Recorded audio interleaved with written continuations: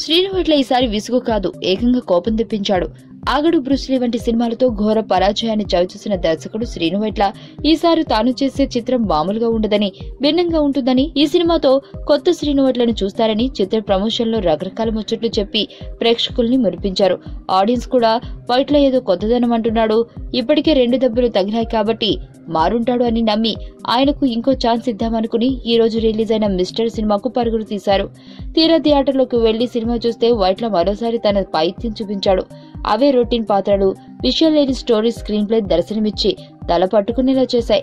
Cinema బాగోలేకుంటే నిరుత్సాహపడే లేదా విసుగు చెందే ఆడియన్స్ ఈ సినిమాను చూసి ఏకంగా కోప్పడుతున్నారు. శ్రీనువైట్ల మాటల్ని నమ్మి మోసపోయామంటూ పళ్లు కొరుకుతూ బయటకొస్తున్నారు.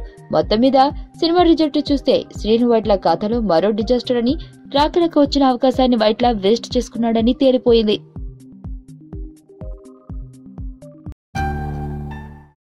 నా పేరు ధనుష్ రిషి. అందరూ ముద్దుగా దరి దరి అని పిలుస్తుంటారు. దేవుడికి నా పైన ఉన్న క్లారిటీ, నా బ్యాడ్ లక్ ఉన్న గ్రావిటీ నాకు చిన్నప్పుడే అర్థమైంది. నా లైఫ్లో లక్ ఫ్యాక్టర్ రాంగ్గా ఉండొచ్చు, కానీ లవ్ ఫ్యాక్టర్ మాత్రం చాలా స్ట్రాంగ్గా ఉంది. ఒక మనిషి చేయి చూసి తన జాతకం మొత్తం చెప్పేయగలను.